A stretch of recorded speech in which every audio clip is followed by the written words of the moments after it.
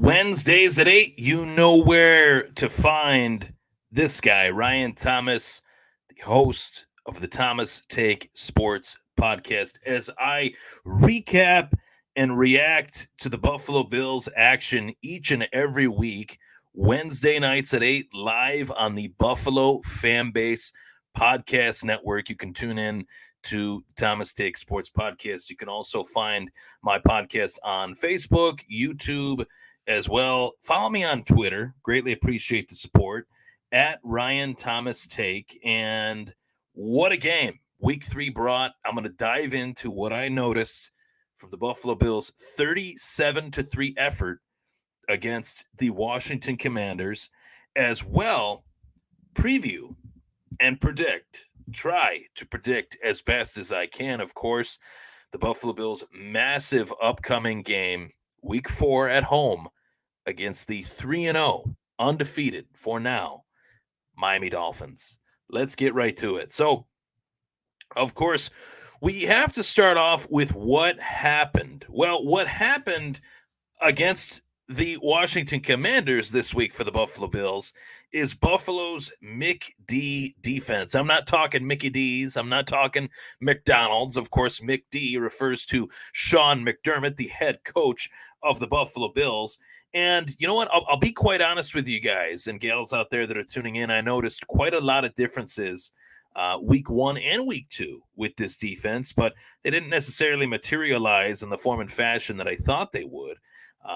Obviously, against the Raiders, they only allowed 10 points, but certain aspects of plays, blitzes, linebacker blitzes, Jimmy Garoppolo not hit nearly as often and as early as poor Sam Howell. Man, this kid had no chance against this Buffalo Bills front seven. And I want to take into consideration the fact that when I look at a lot of quarterbacks over the years, guys that have great movement, right? We see a lot of quarterbacks that have a repertoire, if you will, inside the pocket of moves that allow them to avoid a rush, moves that allow them to evade the pass rusher, evade the pressure. And Sam Howell, that's the one aspect of Sam Howell's game that he has not had to refine yet. And he's got absolutely none of that in terms of moves that he can rely on that can help him avoid the rush. And essentially, that's what allowed Buffalo to be able to attack Sam Howell to the tune of 9 sacks in this game. And to me, yes, this was a 37-point effort from the Buffalo Bills as a team, 7 of which went to A.J. Epenesa's pick 6. 30 points went to Buffalo's true offense. But this was a defensive masterclass by Sean McDermott, calling the plays on the defensive side of the ball, being more aggressive and utilizing the strengths of the players that he has on that side of the ball at his disposal.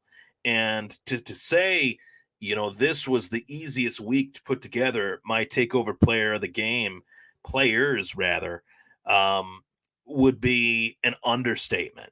I mean, putting this list of 3 players together as I have for you guys and gals every week since I started my show, 6-7 years back, I honestly have never quite been this excited to dive in to the 3 takeover players of the game, and they're all on the defensive side of the ball.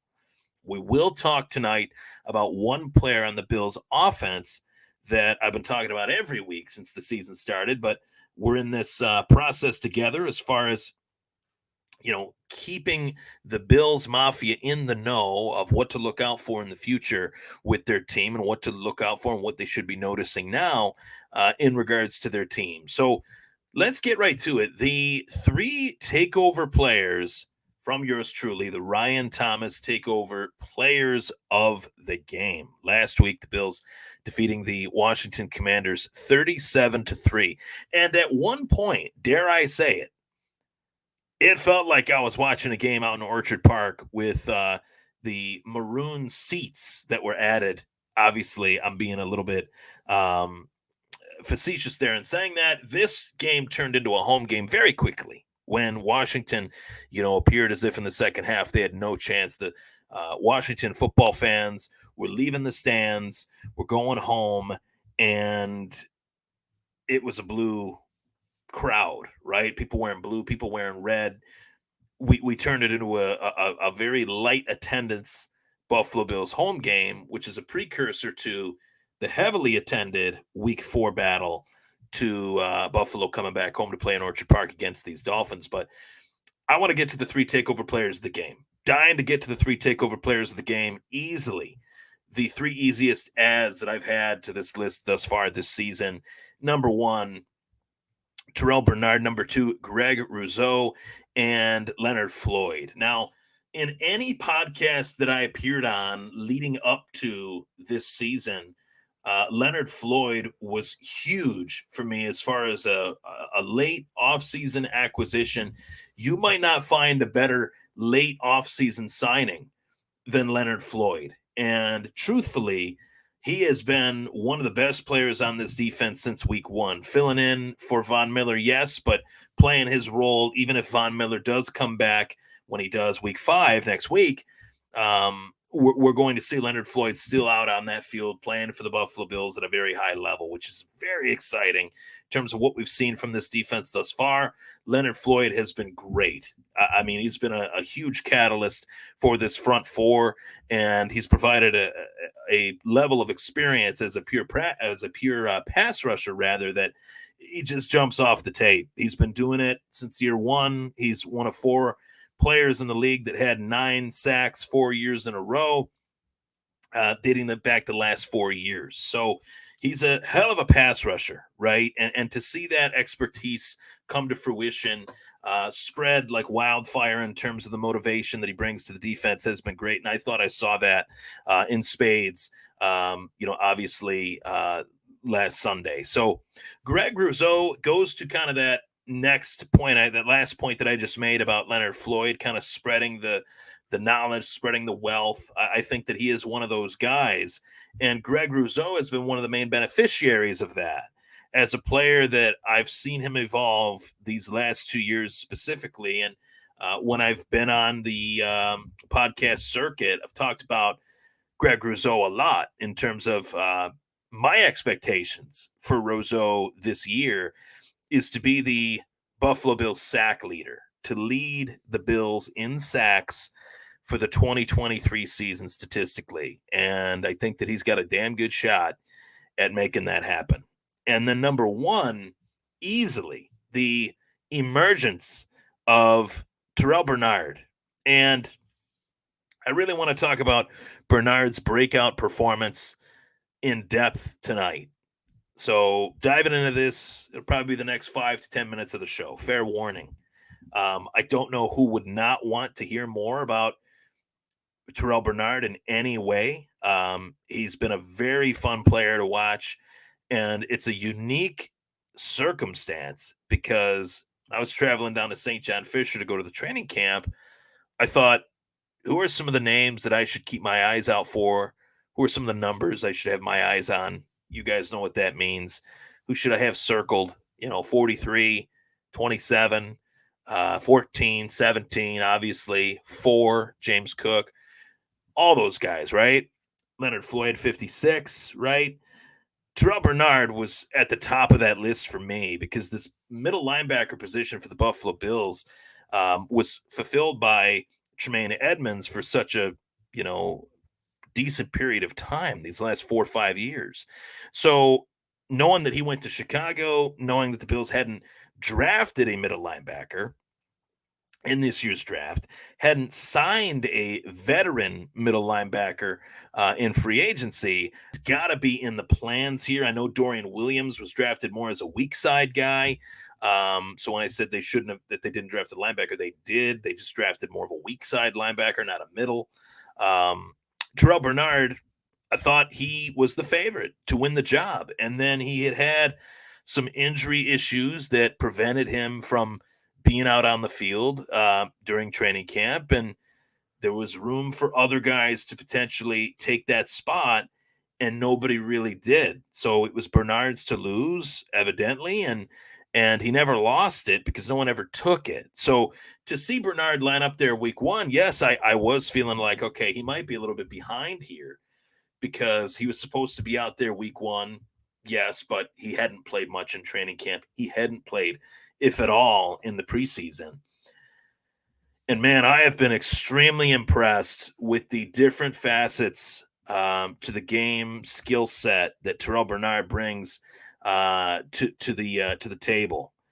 He's fast. He's agile. He is a linebacker that does have instincts, does have awareness to where the ball is at all times, and he can make closing tackles. Closing tackles meaning tackles in big moments to close out games, tackles in opportune moments to shut the offense down and avoid them getting the necessary yards that they need on a third down. I've seen him do it time and time again. And this was a game, frankly, that Terrell Bernard took over. It's the takeover players for a reason, but this was a game where really I thought Sean McDermott blitzed the linebackers more than he has with Leslie Frazier in the last 5 or 6 years. So that's an interesting thought, right? The thought that, maybe some of these guys that have been on this defense these last few years are going to be used in different ways. And maybe they'll be used in ways that they never would have been used had Leslie Frazier stayed on as the defensive coordinator. It's a very worthy thought and one that I don't want to, pin my hat on, but it's one that I think we could see potentially evolve as the season wears on. We could see this defense used a lot differently than what they had been under Leslie Frazier. So let me know your thoughts on that. Give me your thoughts on that. Fire away some comments in the comment section below wherever you are tuning in, whether it's Facebook, whether it's YouTube, Twitter, you name it. Greatly appreciate the support. You guys have supported me greatly over the last 6-7 years. Started this back in 2015, been rolling ever since. So this is a freight train that is not slowing down anytime soon. So definitely Terrell Bernard, Greg Rousseau, Leonard Floyd. Those are my three players of the game, takeover players of the game. And going to the offensive side of the ball for the Buffalo Bills, it's apparent to me that something is happening. Something very important. Something is happening with this offense that I've been begging for the last 4-5 years that, yes, predates Ken Dorsey and goes back to Brian Dable, and that is the Buffalo Bills' lack of a run game. We saw it again this last week. We saw a run game that featured the likes of James Cook, Latavius Murray, and, of course, Damian Harris. And I've always liked Damian Harris. I didn't want to like him in New England, but he was a likable running back. I had him on a few fantasy teams a couple years back. One year, he had a breakout year, 15, 16 touchdowns. There's a lot to like there. Power runner, always gets yards, nifty, shifty. And Latavius Murray's been a constant, north-south runner since he, played for the Raiders and Vikings, and he feels like that was not that long ago, but it was. And he's one of the top red zone running backs of the last 10 years. So very interesting to look at those numbers and know that a lot of the guys that were ranked ahead of him these last 10 years are out of the league, and he is still trudging along and is still relevant, within an offense. He's definitely a role player within the offense that I think Ken Dorsey has used really well. Now, the one running back that I hadn't mentioned yet is James Cook. And, I talked about James Cook last week on the Sunday Sessions show with Swank and Scott on 24/7 Buffalo Fandemonium, which is a show that I'm on every Sunday morning. You guys can tune into my takes on there as well. And I truly mean it when I say this. I have never been more confident in my assessment of James Cook than I am heading into this year. Going into the year, I had hoped that the Bills would make him a massive part of the offense, and I think a lot of signs pointed to that with the departure of Devin Singletary.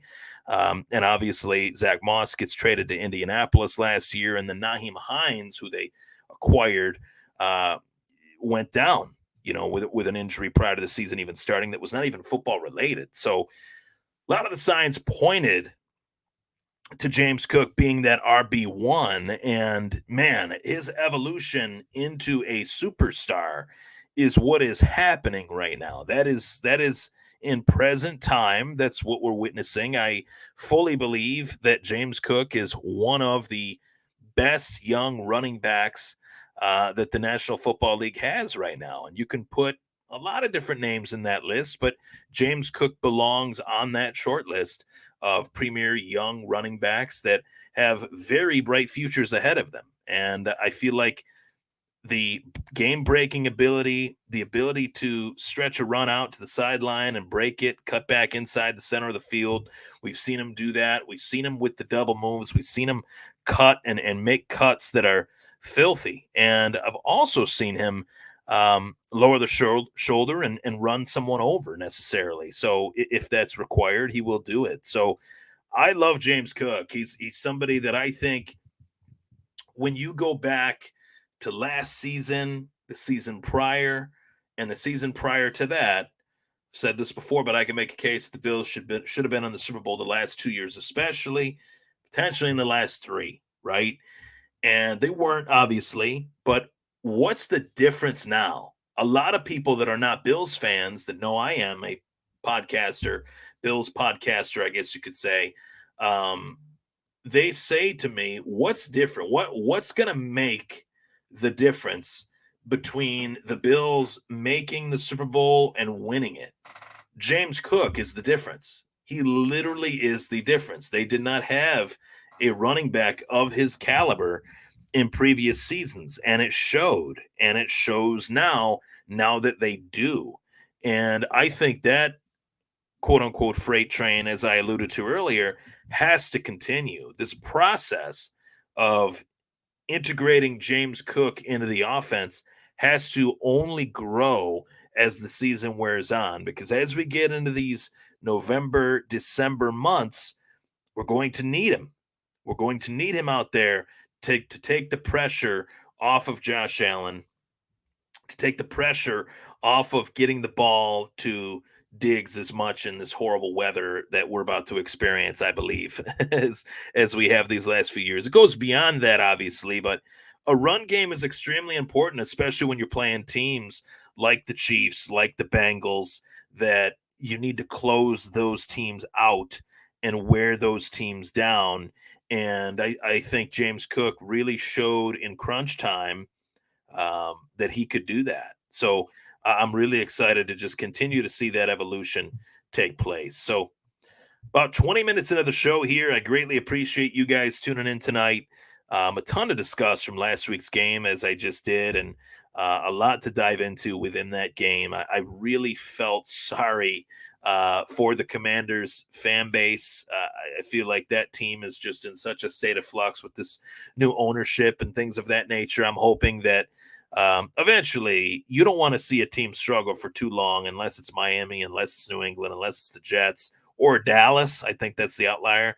And I don't see the Chiefs struggling anytime soon, so I won't even throw them in there. But Washington is just such a franchise with a dark cloud hanging over their head. And I hope that better times are ahead for them. I think there's some things to like on that team, but they're just so far behind in comparison to a Bills team or a Chiefs team or something like that. So, Eagles as well within their own division. So, let's go to a preview of week 4. Let's get right to it. The Buffalo Bills take on the Miami Dolphins. The Dolphins are 3-0, and much like the New York Jets were prior to Aaron Rodgers ever playing it down for the New York Jets, they were the darlings of the offseason media circuit. Many believed that the Jets would be Super Bowl champs. You can go back and check that out for yourselves if you want a good laugh or two. Much like right now, you listen to a lot of the shows out there, watch a lot of the shows for as long as you can, and you would hear that the Miami Dolphins are the toast of the town. They're the toast of the the NFL, and they're the biggest threat to the Kansas City Chiefs. That's what one ESPN blogger wrote. Name not coming to me, but it's out there. You can find it. So, okay, there is a lot to dive into with the preview of this game that I want to start off with the facts that predate this game. The Bills coming off a 37-3 win over Washington. I just discussed every facet of it. But the Miami Dolphins are coming off a 70-20 point win against the Denver Broncos. And that game was mesmerizing. There is no two ways about it. Either way you want to look at it, whether you're looking at Miami and their dominant offense, running up and down the field, throwing everywhere, doing whatever they wanted, however they wanted, it was mesmerizing. They're fast, they're dynamic, they are versatile as well offensively. They have guys that can do a lot of different things, right? But defensively, that effort from the Denver Broncos was one of the worst single efforts I have ever seen in my 31 years of watching football. I've never seen a defense play so badly that I don't know how to take that game. I don't know what to take from it other than just acknowledging the players that are on the field. It's really all you can do. Acknowledging the skill of Tyreek Hill, that rhymed, acknowledging the ability that Devin A-Chain brings to the table with his speed, Raheem Mostert brings to the table with his speed in the run game. And they do have an accurate quarterback. He's not somebody that is going to wow you at any point with throws like, Josh Allen or Joe Burrow or Pat Mahomes. That's not who he is. It's never who he has been.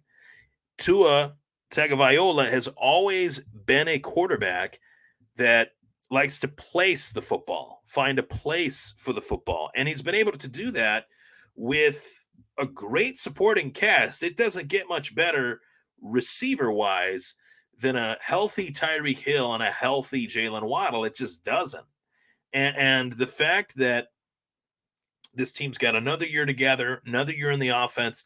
It's 1 year, older in the offense, less to learn, more room to grow, more to master, right? So I think that this is a stiff test. I won't lie to you guys. I know that this is a stiff test. As much as I'd love to say squish the fish, and I will, I know that this is a tough test. The Bills know that this is a tough test.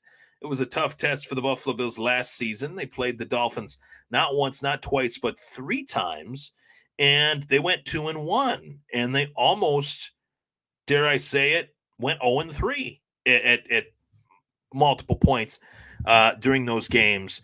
Could have led to, disappointing losses. So Miami's a good team. They're a very rare team in this league. There is not many teams like them that are built the way they are built as effectively as they are. I think they're a hybrid a little bit of San Francisco with Kyle Shanahan as well as Kansas City with Andy Reid, and that's dangerous.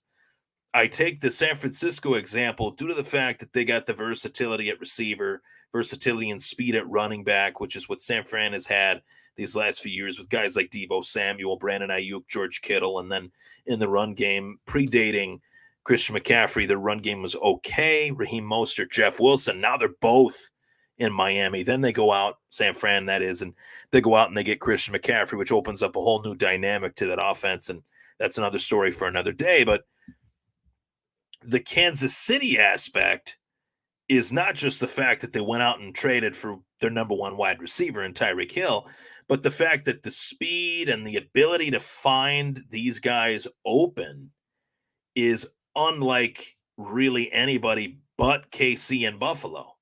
And I'm talking open by like 5 or 10 yards or more. The ability that these guys can create the space within, they're not playing teams that have these over-the-top safeties. And that's the game plan to me. If I'm the Buffalo Bills in this game, Jordan Poyer and Micah Hyde are essential to that over-the-top protection that if these receivers are running deep routes over the field, they need to be contained and kind of paused within the route as they get to that upper echelon of the route, meeting the safety with the corner battling them and the safety with over the top protection. So that's something that I think is a good talking point to talk about with the Bills in respects to how they match up with Miami. Now, the run game, no team has really been able to muster up a run game on the Bills this year. And I say that you really look at week one against the Jets, Brees Hall had one big run, and outside of that, he was kind of nullified. Dalvin Cook, he was okay, but I'd compare Dalvin Cook's performance in that game to Brian Robinson's this past Sunday. He had moments where maybe if they would have got him the ball more, he would have been able to do a little bit more, but they just didn't. And then you look at Miami, and they have a run game that is not really like those teams. You've obviously thrown the Raiders. We shut down the rushing leader, Josh Jacobs, 9 carries, -2 yards. But those guys don't have the speed and the versatility within the speed that keeps Mostert fresh, keeps A-Chain fresh, and keeps the weapons fresh for Miami in general. So I think this is a big game for the Buffalo Bills run defense. And I think they will know, they meaning Miami, that Buffalo's going to go after Tua if Miami makes their offense pass happy. And that's not the way to victory, because if Tua goes down, Miami has no shot. He is as important to that team as any quarterback, arguably in the league. And I don't say that because Tua is so great. I say that because their backup plan is Mike White. And we know how that panned out when Mike White played against the Buffalo Bills. So I truthfully think that this is a game where coaching matters every week, but coaching really matters this week. Sean McDermott has to be dynamically prepared for this offense that is ever elusive and ever changing each and every week. The speed is unlike anything that the NFL has to offer on one team. And that's going to be hard to stop, which is why I see this game being a shootout. I don't see it going any other way in my head. When a team scores 70 points one week and another team scores 37, I don't see it going any other way. And I see it being a go for broke. We'll put our best against your best, and let's let it fly. Let's see what happens. We're going to integrate the run game, of course, again with James Cook. They're going to do the same with A-Chain and Mostert. And I see a game that's a shootout and a nail-biter. And it's one that I do see the Bills winning off the foot of Tyler Bass. I'm going 34-31 with the Bills getting the victory. Now, this game, this early in the season, with the AFC East implications that it has, means everything for the future of the Bills and their plans to get to the Super Bowl, right? With a win, the Bills, I do believe, go on to win this division. With a loss, this could be what impacts the Bills from winning the division and potentially losing the division, and Miami potentially winning the division. This game is so important for the future of this season and the future of this team. And it is on the other side of the coin with the Miami Dolphins. So I think you're going to get your best brand of football from both teams. And with that said, I do believe the Bills are the better team because they have the continuity that they have and the new pieces that Miami has. Yes, they've been great this year, but they have not faced a defense like Buffalo's. There will be a moment in this game we go back and say that was the moment, that turnover on downs, whatever it may be, was the difference that allowed Buffalo to get the 3 points they needed to win this game. So that's how I see it. And I'm really excited for this week's game. It's a massive one, as I mentioned, and I'm even more excited to continue this show Wednesday nights at 8 o'clock and recap all things Bills, Dolphins, right here on the Buffalo Fanbase Network. This show is presented by 26 Shirts. Buy a shirt today and donate to the community. Thank you very much for tuning in to the Thomas Take Sports Podcast. I'm Ryan Thomas. Last and certainly not least, nobody circles the wagons like the Buffalo Bills. Take care.